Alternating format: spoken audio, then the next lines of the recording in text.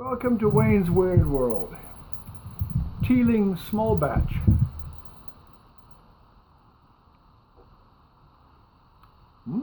Interesting.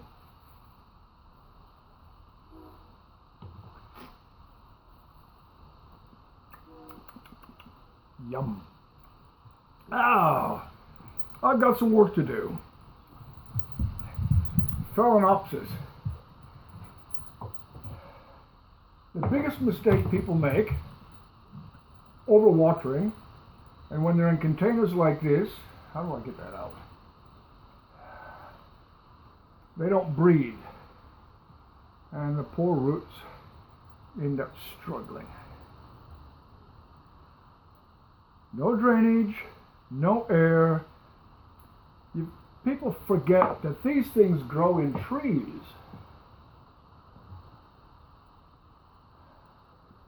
Same thing, no drainage, Clover Hill, fresh cut flowers, how sweet. Well,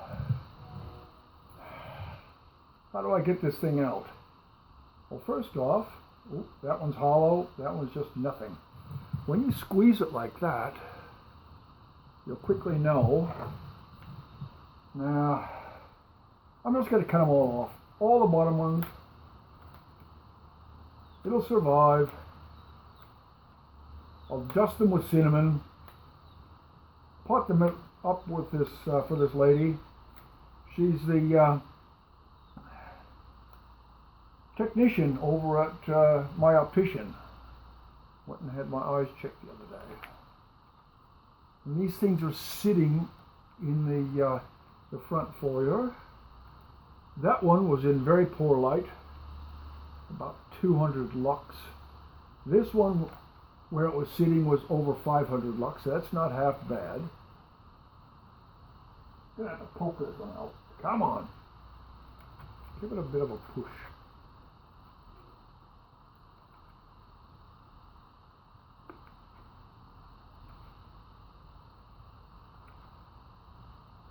But unfortunately, in the winter, that waiting room is not very warm. Phalaenopsis orchids are tropical. They like it warm. Cool nights are not too bad, but not cold. Even my warm room at night gets down to between 8 and 10 degrees Celsius. So even my warm room's not warm enough for these things. That's looking promising.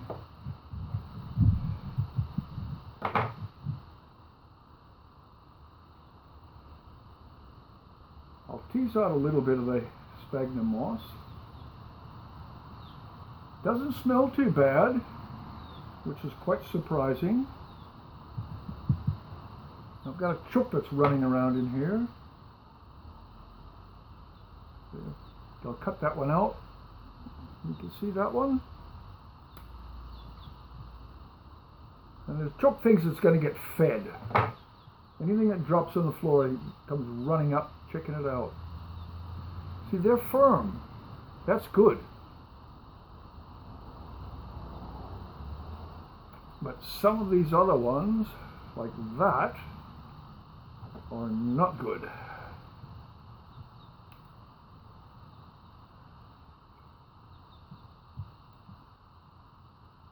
Yep, there's a couple more.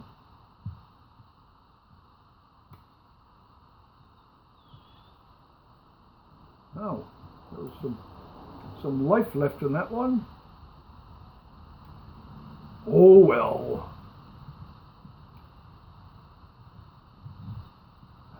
When you're repotting these things, there are bits that have to be considered expendable. See, this one's been broken, bent over so many times. Take that one out. What's this one doing? Yeah, same there. Take that out. See, that was an old flower stem, so I'll take that out.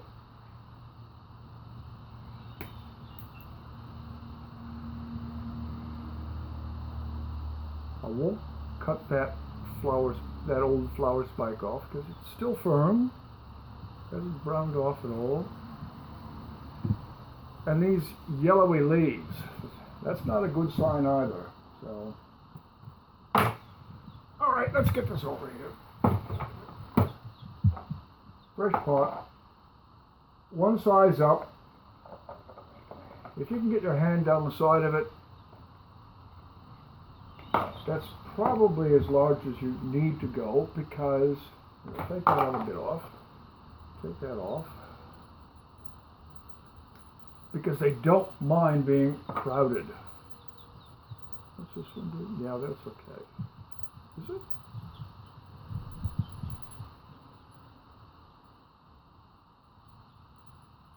Yeah, we'll leave that. Throw a little bit. This is some gravel, spaghnum moss, and perlite. These orchid pots, I'll put the spaghnum moss in the bottom so the coarse material doesn't fall through. Pop them in. Oh, maybe not. Yep, I'm just going to have to leave that one out. Just going to have to try and rattle it in the side.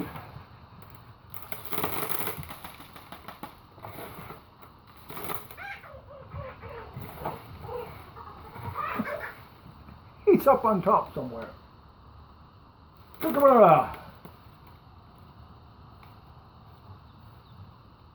And a chook down here. From the looks of it, it's a male.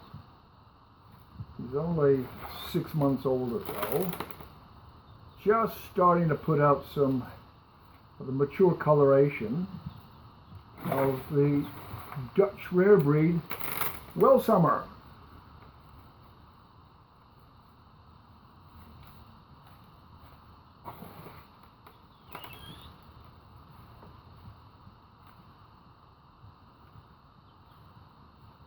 I'm tempted to grab him as he goes ducking by, but I won't. He'll just squawk.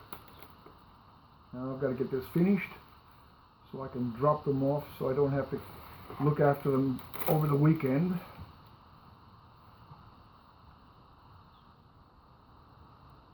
This clear pot will be so much better for them.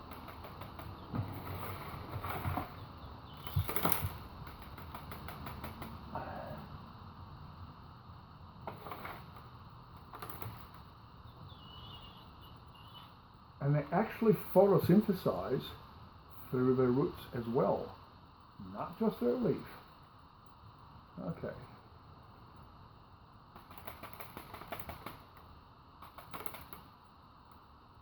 I could have gone one pot size larger, but I think that'll be all right. Now let's look at this one. Oh, my nose is cold weather. Excuse me. We've got a new leaf coming on here. Let's see what this one looks like. Once again, I'll cut the bottom off, but before I do, let's do something fairly important. When you're going from one orchid to another, sterilize anything that you're using to cut with, to mess around with.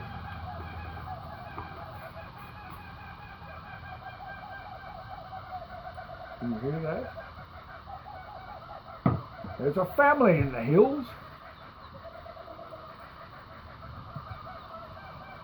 Can't see them in the treetops, but they're not far off. They're staking their claim to their territory.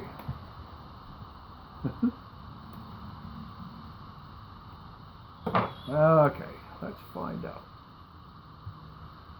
Well, that's not too bad either. Cheers. This is supposed to be a quick job. Bring them home, repot them, take them back. let's have a look. I don't know what this goop is. It looks like some kind of a tissue, and it's, oh no, it's sphagnum moss, but it's gone moldy. It's actually going moldy. Was it paper? Rotting? I don't know. Definitely not what I'd like to have for my orchids. Cut these things off. I was going to dust the roots on the other one with cinnamon, but I'd end up having to dust half the plant. Some people spray them with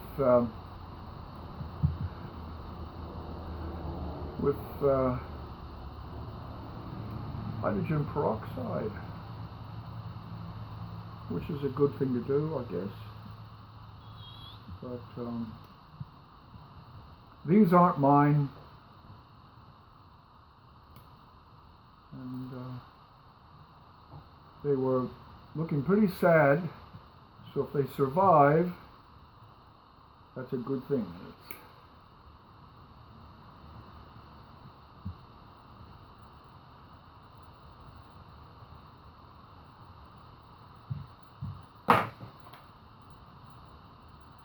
Where's this one going? Take that out. Drop it.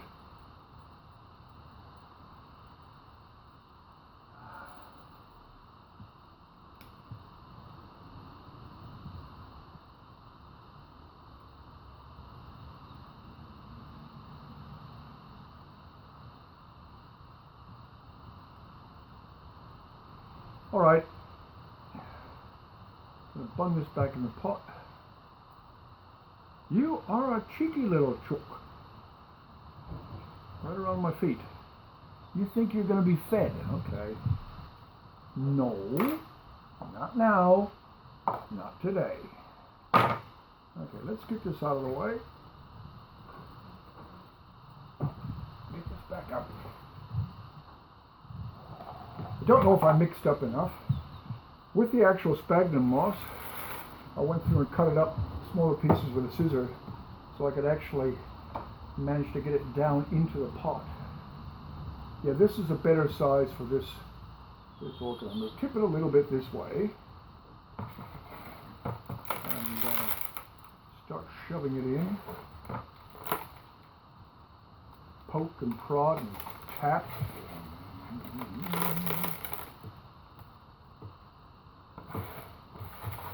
I want to go into town and listen to some live music and drop these off on the way so that I don't have to babysit and try and keep them warm enough for the weekend.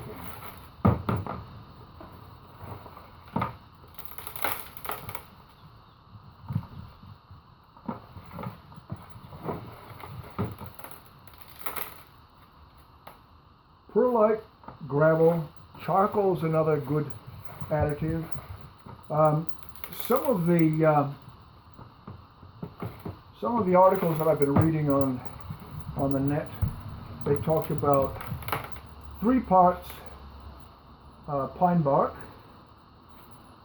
1 part perlite, 1 part charcoal. Yeah, that would be all right. Sometimes 3 of the pine bark, 1 of perlite, and 1 of sphagnum moss.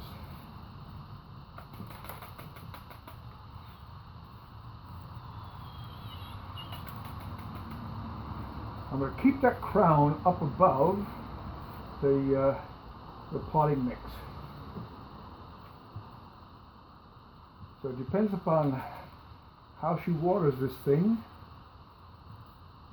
then they'll have a better chance of surviving.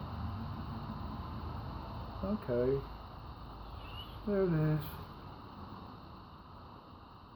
Big hollow down here, but I'm going to be hard pressed to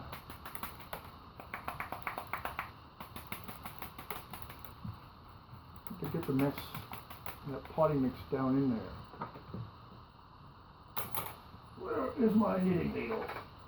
Big knitting needle. And I've got a paintbrush handle I use as well. Yeah, paintbrush handle, where is it? There it is. Try and get some of that down in there.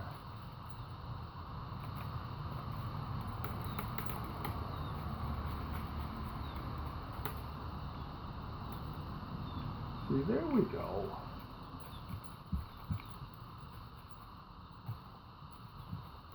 You don't want to pack it down too tight. And the voids where there's a bit of airflow, that won't hurt them either. Yeah, oh, that's better.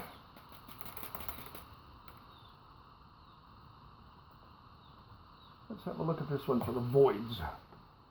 Oh, my nose, excuse me. Oh. You know, operating theater, you'd have an assistant, a surgical nurse, wiping your forehead or your nose. No such luck here. What do you reckon, Gus? Chook? What do you reckon, Chook? No, not gonna happen. Oh, this is all right. There's only that little gap in here that I'm not gonna be too worried about. Poke a little bit in there.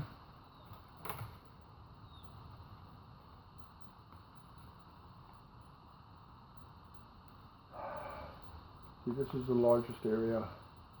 I'm not too fussed. Because also, by poking around too much, I'm going to end up damaging more of the roots. So I'm just going to throw this little peach back in there. And press it in. Call it quits.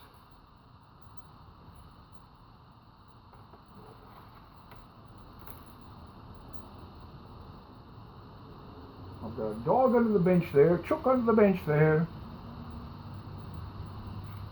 Yeah, this will be fine.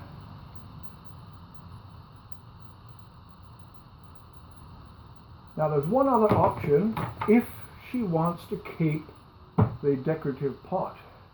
And this is what I'm going to do. I'm going to fill the bottom of it with gravel so it sits about like that. Oh, don't want to spill the whiskey. Good Teeling small batch.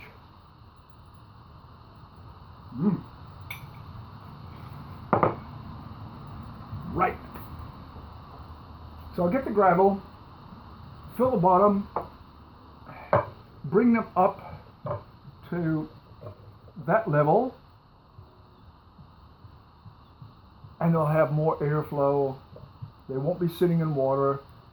When she waters them, she can take them up, put them in the sink, let it soak up from the bottom, which is probably the best way. Put them in a sink with warm water, like a baby bath. Let it soak up. When it's fully soaked up, take it out, put it on the sideboard, on the draining board, dish rack or whatever, let it drain. When it stops dripping, then put it back in your decorative pot. You don't want them sitting in water. Big mistake. Guaranteed root rot. Okay, that's it. Wayne's Weird World. Cheers. Phalaenopsis. Moth orchids, whatever. See ya.